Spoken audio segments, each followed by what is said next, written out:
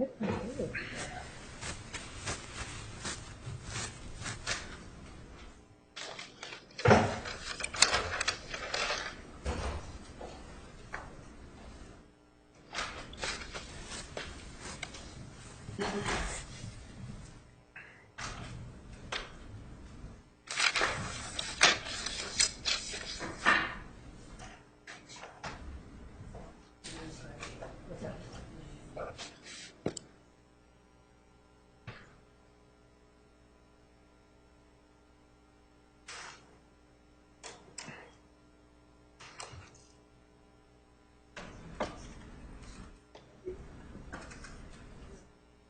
So what are you doing for Thanksgiving? Going to this dinner and then Friday we're taking for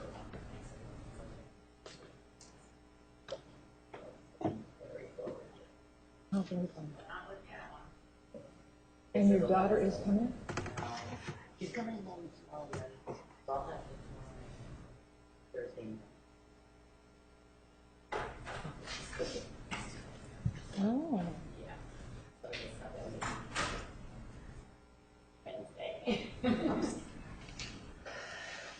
You're still single or something?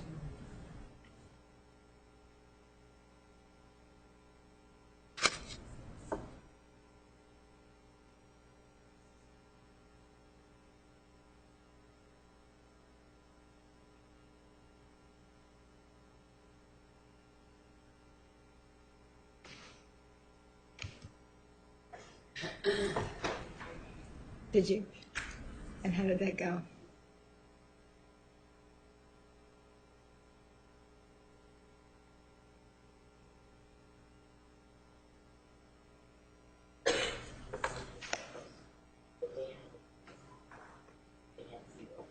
I did. I did. I did. I talked to her. Some ridiculous number. I know. But see, the probation department, they don't care what's in the play agreement. They just write whatever. I know. Yes.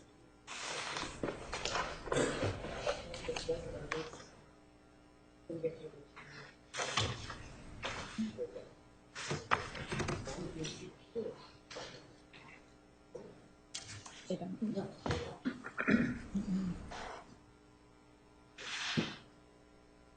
We have meetings periodically and we tell them to make this better. And then this better.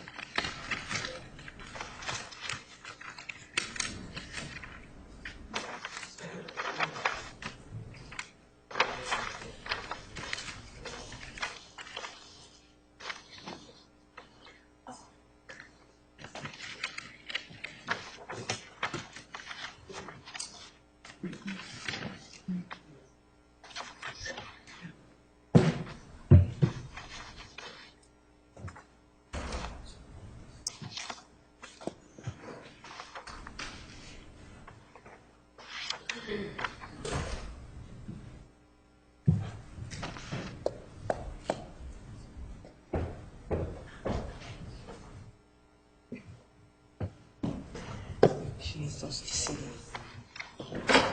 Sorry, this is Saturday. Pardon? I'm sorry I had to get sick, so I'm back in. Oh, it's okay.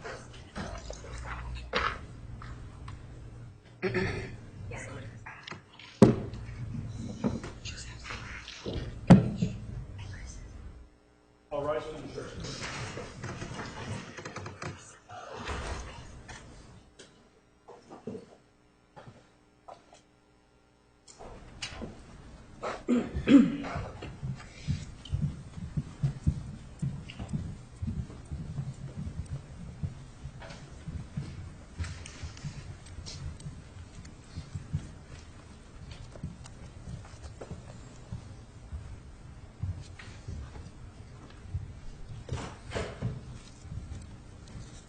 Please be seated. The record will show the presence of the jury, the defendant, and all counsel. Mr. Martinez, you may continue with cross-examination. I may take a look at Exhibit 756, page 12. And see if that that's just a recollection of the case. The date regarding The defendant coming over to Mr. Alexander's home and seeing him made out. Go to page 12, that's what the date is. I'm sorry, I didn't hear you. Go to page 12, that's Yeah, did you want me to read, I'd like to read the whole exhibit, if that's all right. Okay, go ahead. and read it. Okay, thank you.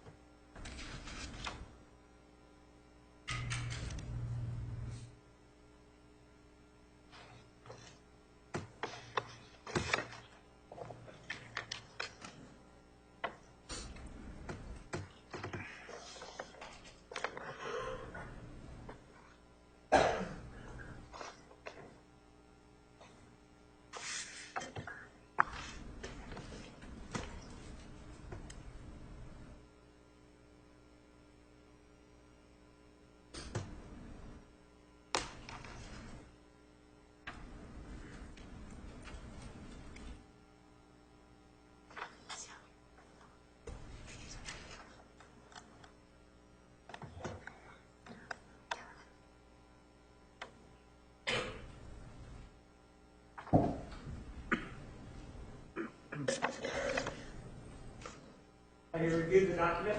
I have, sir. And the date that this looking into his house was August of 2007, right? That's correct. Right? I don't have that.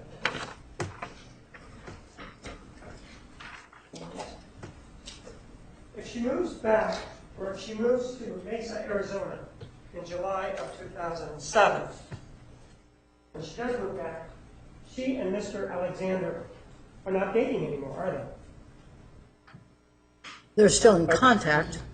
Right, but they're not dating, they're not a couple anymore because they've broken up, right? Objection to the characterization of dating or a couple, they were still having sex.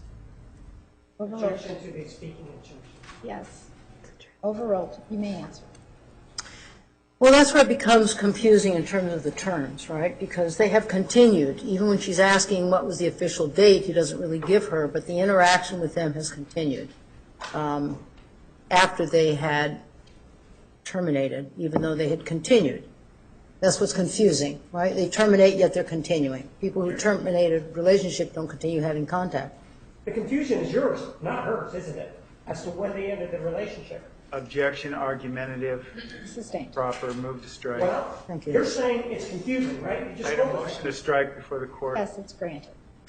You said that it was confusing, right? Jury will disregard. Said it was confusing, right?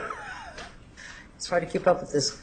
I got caught up with what you were saying. You weren't speaking to me, were you? No, I was telling the jury to disregard the last question. They can You said it was confusing, right? You just said that, right? I just said that what was confusing is that Objection, non-responsive, yes or no? She should be allowed to answer the Sustained. question. Sustained. Ma'am, Thank you. isn't it true that you said that's where it gets confusing, right? as it pertained to the terms that one is using to describe the relationship, because they continue to have contact even though it was quote unquote terminated. I don't know what word to use to describe that. Yes or no? The relationship ended June 29th of 2007, the dating relationship. Objection is to the characterization of dating relationship. Overruled. You may answer. Your Honor, that's not a, for me, that's not a yes or no answer because of what I just said, just to my prior response. According to her, they broke up on June 29th, 2007, right? Yes. That's what she told you, right? Yes. And you're saying, well, it's confusing, even though she tells you they broke up on June 29th, 2007. The confusing aspect is that there's a termination and there's a continual sexual contact. When people separate, they generally don't continue that ongoing contact. So that's what's confusing. But that's what you believe. There may be other people that break up and continue to have sex for years, and that may work for them, right? Objection is to speculation and or relevance. Overruled. That's not what I'm saying.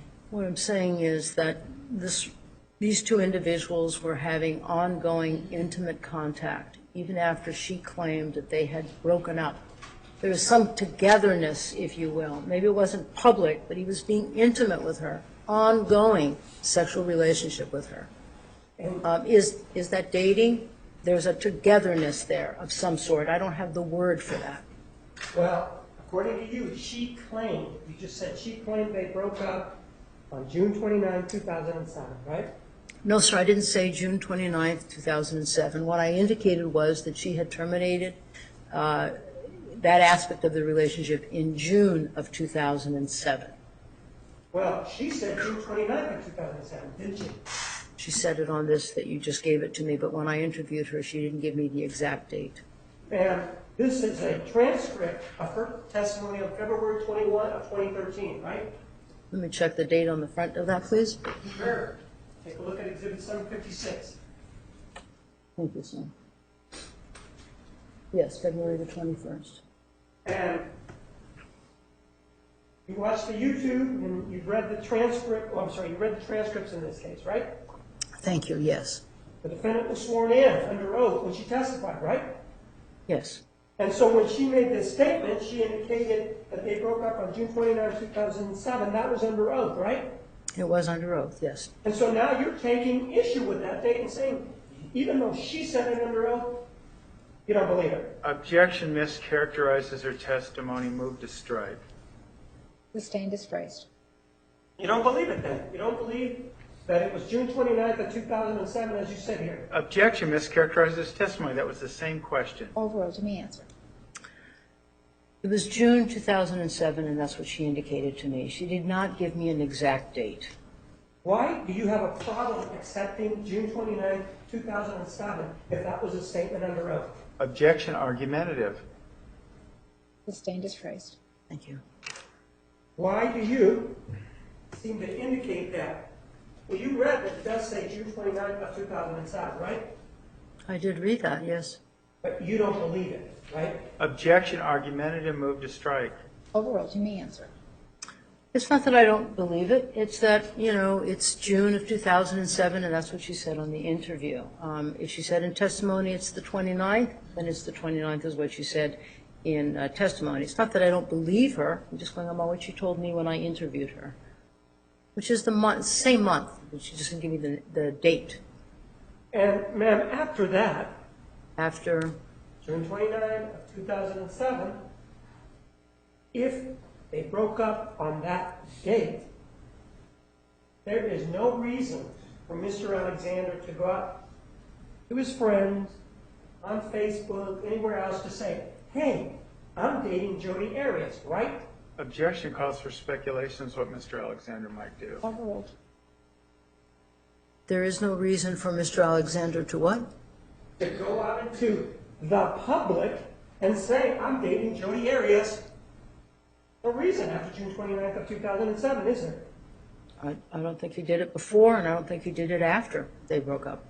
But there's no reason after for him to do that, right? Yes, that's correct. And so for him, and at that point, you can't say that he was closeting her because they weren't dating, were they? Objection, argumentative. Overruled. Well, that misrepresents what I'm talking about in closeting, because he's not telling people he's sexually active. Remember, everybody is shocked to find out that this man is not a virgin, that he is purported to be. So he's not telling anyone in reality that he's having an ongoing sexual relationship. That's what's closeted. Even though they broke up in June of 2007, they continue to have contact. He's not sharing that information. What you're saying is that you want him to kiss and tell, right? Objection mischaracterizes her testimony. Overruled. You may answer. I'm sorry, I think that mischaracterizes what I just said. Well, I'm not asking you if that mischaracterizes what you said. I'm asking you, isn't it true that what you want, for you want him to kiss and tell? Objection, Other than that, argument. it's closeted. Objection, argumentative, asked and answered, move to strike. Approach, please.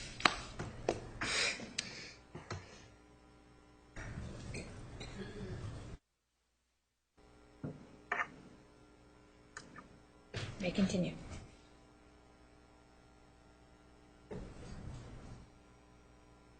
In terms of Mr. Alexander, you want him to tell everybody that he's having sex with Miss Arias. If he doesn't, you're labeling that as closeted, right? Objection mischaracterizes her testimony, argumentative. Overruled. You may answer. No, that's incorrect. I don't want Mr. Alexander to tell, and I'm not. That's not capturing what I have testified to. When I said closeted, he's not indicating to anyone that he's having an ongoing sexual relationship with Miss Arias. He's projecting the image that he is a committed Mormon and that he is virgin. And this is why the friends and families were shocked to hear this, because he was not open about him engaging with this woman for almost 2 years on an ongoing sexual relationship. And that's what I mean by closeted. It's not that I want him to go out and put it in the Arizona paper and on front news. It's that he has closeted, he's kept that under wraps, that he is involved in an ongoing sexual relationship with this woman. Isn't it true that the defendant also kept it under wraps, this sexual ongoing relationship? Miss Arias also did not talk about the ongoing relationship that she had with Mr. Alexander, and aware that he didn't want that to be known. Well, you're saying that he didn't want it to be known, but you're basing it on what she tells you, right? Objection mischaracterizes her testimony. Overruled. You may answer. Yeah, I didn't say that it was only her. What I indicated was that he didn't. The projection of that he's virginal, the projection that he's asexual, the projection that he's not involved in anything sexual is quite contrary to what was found later. The text messages to the different women that he was having contact with while he was dating Miss Andrews and having a sexual relationship with Miss Arias. That's what I'm talking about in terms of closeted. People were unaware of this ongoing sexual relationship. People were unaware that Mr. Alexander was sexual. People were unaware that he was sexually active with Miss Arias and other women after Miss Arias, making the comparison, talking about not being able to be sexually satisfied, and after Miss Arias, he was concerned about that. He was not open about that to other people. He projected the image that he was a virginal 30-year-old male. And you're saying he projected the image that he was a virginal 30-year-old man because he didn't walk around saying, hey, I'm having sex with this girl or that girl, right? That's what you're saying, right? And he didn't go out and indicate to other people who he was having sex with. Hold on. Objection mischaracterizes her testimony. Overruled. You may answer. I don't think that's what I was saying. I think Mr. Martinez is mischaracterizing what I just stated. What I just stated was that Mr. Alexander was not disclosing to anyone, even the people that they claimed were close relationship with him, that they were close friends with him, his family. People were shocked to find out that he was not virgin. The woman that he had dated previously, Lisa Andrews, it's reported that she was shocked to find out about that. Why are people shocked? If he wasn't trying to hide it, if he was so open, why were people so aghast about it? Because they didn't know, they didn't suspect. He was a master at deception at this. He didn't want this out. This was a real struggle for this man. He wasn't happy with this was happening. It was something that he was wanting to keep under. This is why in the middle of the height of sexual interaction with her, he asks her, do you feel guilty? There was something that was haunting for him about it. What your analysis requires you to do, requires us to look at, is Mr. Alexander not telling other people about who he is sexually active with, right? Objection, he is again mischaracterizing her testimony. Overruled. You may answer. Ms. Martinez, I think you're continuing to mischaracterize what I have stated repeatedly, which is that Mr. Alexander. Objection non-responsive. I'm asking a separate question. I believe she should be allowed to answer. Sustained. You may answer the question. Ma'am? What I'm trying to say is that he's mischaracterizing what I'm stating. It's not that one is sexually active and you've got to run out and tell everybody. It's that he's sexually active and made a point to not tell anyone and give a projected image. This is not something of who he is. Mr. Searle was interviewed one time and said being celibate is central to this man's belief system. Central to be celibate. So you want Mr. Alexander was not celibate. So what you want him to do is to go out and say, oh, you know, on this particular date, I placed my penis inside Jodi Arias. Other than that, he's being closeted about it, right? Objection mischaracterizes her testimony, Sustained. asked and answered. Sustained. Move to strike. Jury will disregard the question. And you keep saying that he isn't telling people that he's a sexual human being. That's what you just said, right? Yes or no? No. You're indicating that his friends didn't know that he was having sex with the defendant, right? They reported, it's not that I'm saying, they reported that they were surprised about this. Mr. Hyatt said it was absurd. Mr. Searle, these are people who said they were close to him. Mr. Searle said impossible. The family was shocked. One of his brothers indicated that people laughed when Mr. Alexander said that he was a 30-year-old virgin, that he really was. He wasn't. And for you, though, as you sit here, you adopt what people tell you, right? And then you give us your opinion, right? Objection mischaracterizes her testimony. Overruled. You may answer.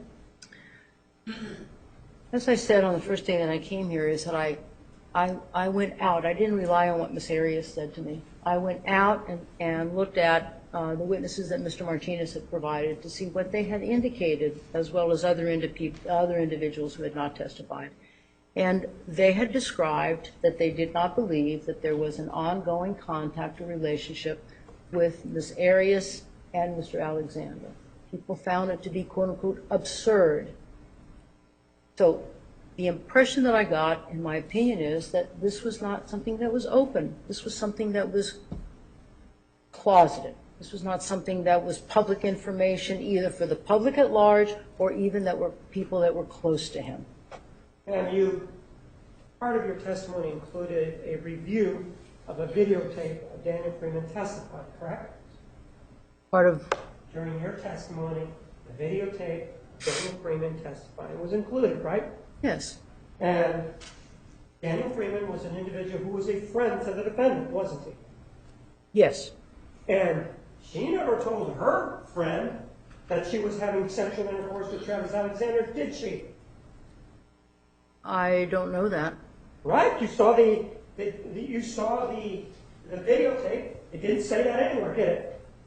No, however, they were aware that they were seeing each other. And I indicated that Mr. Freeman was one of the very few people that knew that because they were traveling together, was one of the few people that knew that there was this interaction between this romantic coupling, courtship that was happening between these individuals. Not necessarily sexual, but that they were interacting as a couple. They were acting as a couple. Would you agree that whatever he says is accurate instead of your characterization of what you're saying? Objection mischaracterizes her testimony. Overruled, to me answer. Obviously, he traveled with them. No, I'm talking about the videotape. The video. That speaks for itself. Objection vouching. Overruled.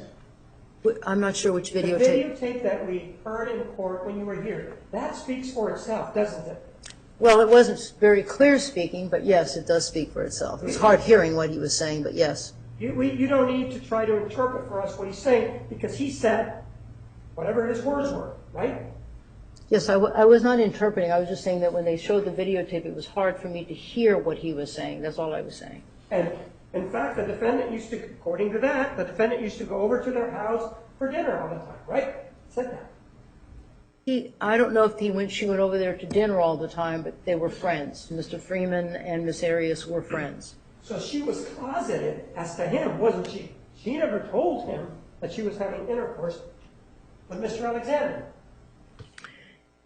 To my knowledge, I don't believe that Miss Arias had revealed that information to Mr. Freeman, and I'm not sure if they had that close of a connection that she would be talking about her private sexual life with Mr. Freeman. And that's the point. A sexual life is a private thing, isn't it? It is. It's a private thing to Mr. Alexander, isn't it? It was most private that people would not to know that he was sexually active, correct. He put a lot of energy into that, And that privacy involving the sex also applied to the defendant, didn't it? Say that again? The privacy aspect that you just mentioned, it applies to the defendant too. Yes. And if she doesn't discuss it, it doesn't make her closeted, it makes her private, doesn't it? Well, closeted and private is the same thing, right? Something that's closeted, it's private, you're not showing it, right?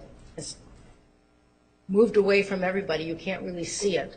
She did not talk about the sexual relationship, to my knowledge, to other people.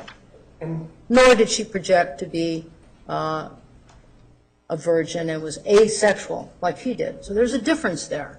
I'm talking about the sexual activity. She was closeted as to the sexual activity by your definition, right? Objection mischaracterizes her testimony. Overruled. The fact that she doesn't talk about it doesn't mean that she was closeted.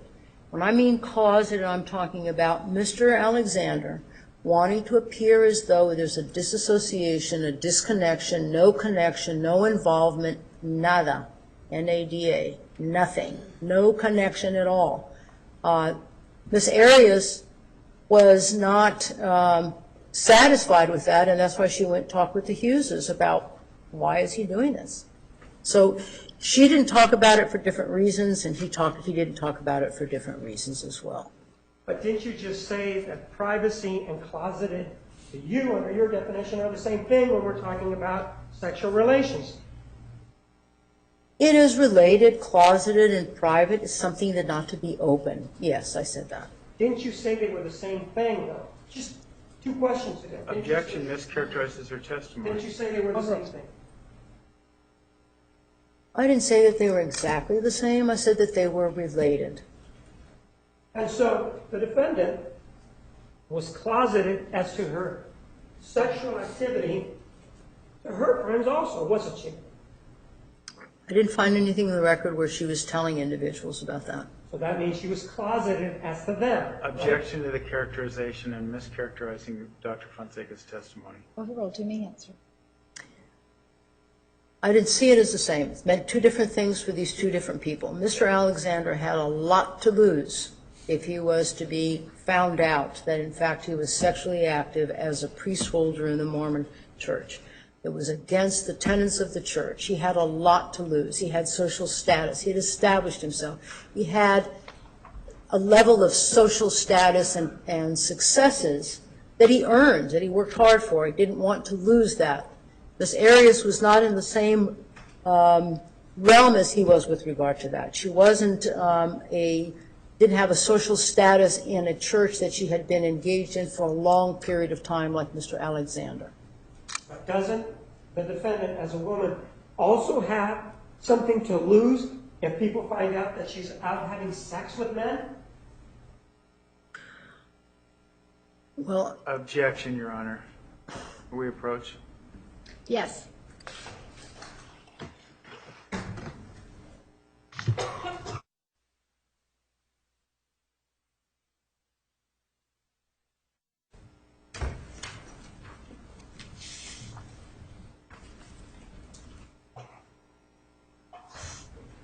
Doesn't the defendant, as a woman, also have something to lose if she's out telling people that she's having sex? well, I think in the social times these days, I don't think that it has the same as it was maybe when I was a teenager, which was, maybe 50, 60 years ago. It goes to reputation, doesn't it? Well, I guess that's a point of contention, right? If a woman is sexually active and has different sexual partners, she's a slut or a whore, but if a man does it, he's a stud. So I don't know. It seems to me that it's a double standard for men and women with regard to their sexual activity. And that proves the point, doesn't it? That she also had something to lose in this particular case if she's out telling everybody whatever sexual encounter she's having. That's mischaracterizing what I just stated. Well, doesn't she also have something to lose in terms of the Mormon church? Right? Yes. Right. So she has something to lose with the Mormon church in terms of what they're going to sanction her with if they find out she's having sex, right? Yes, and that's why it was much more important to Mr. Alexander, because he was a priest holder. Exactly right. Whether he's a priest holder or not, you kept indicating, well, his standing in the Mormon church would be compromised if they found out he was having sex, right? That mischaracterizes what I was saying, Mr. Martinez. What I was indicating was that Mr. Alexander, this is a culture he had been with and was more committed to since the age of 16, apparently, from what the record says. Miss Arias had just come into that community. So her social status was not the same or even comparable to Mr. Alexander. She was really guided by Mr. Alexander, who was a priest holder, who was a temple worker, who had his temple recommends. It meant a lot to him. It was very important to him. I already talked about how he spoke in what I called scripture English, that when he was speaking, it was intertwined with scripture. This was new to Miss Arias. Yes, they both had something to lose in the Mormon church. Yes, it was important, but it was more for Mr. Alexander, who had been a long-term active Mormon member of the church, who was a priest holder, who was a temple worker, who had his temple recommends. He lost that. That was serious for him. That was serious for him. For Miss Arias, it probably was serious for her as well, but it didn't have the same meaning. He was tied to that for over 10 years. That's not the case with Miss Arias. It was for a much shorter period of time. So because she was there for a shorter period of time, what she had to lose wasn't as much? Is that what you're saying? When we're looking at the social status, there was loss there. But Mr. Alexander had more invested in that than Miss Arias. Where does it say in the Mormon doctrine that if you've only been converted for a short period of time, somehow you don't have as much to lose than if you've been there for 10 years? Objection is to relevance that mischaracterizes the standard she just applied. Overruled. That mischaracterizes my statement, and what I indicated was that they both have something to lose. One has a standing as a priest holder in that community. Miss Arias did not. He guided her in terms of what was the tenets and instructed her.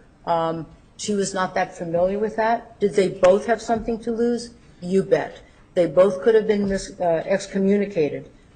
It was more meaningful, I believe the impact was more meaningful for Mr. Alexander, who was very much part of this community, who was very much supported by this community, who was recognized in this community. Miss Arias didn't have that history with this community, this long-term history in that community, as Mr. Alexander did. He was respected, he was revered, he was endeared in this community. Miss Arias was a newcomer.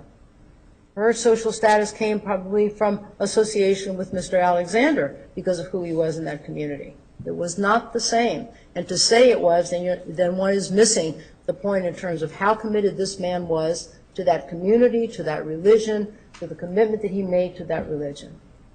All right, time for lunch. Ladies and gentlemen, 1:25, please remember the admonition. All rise for the church.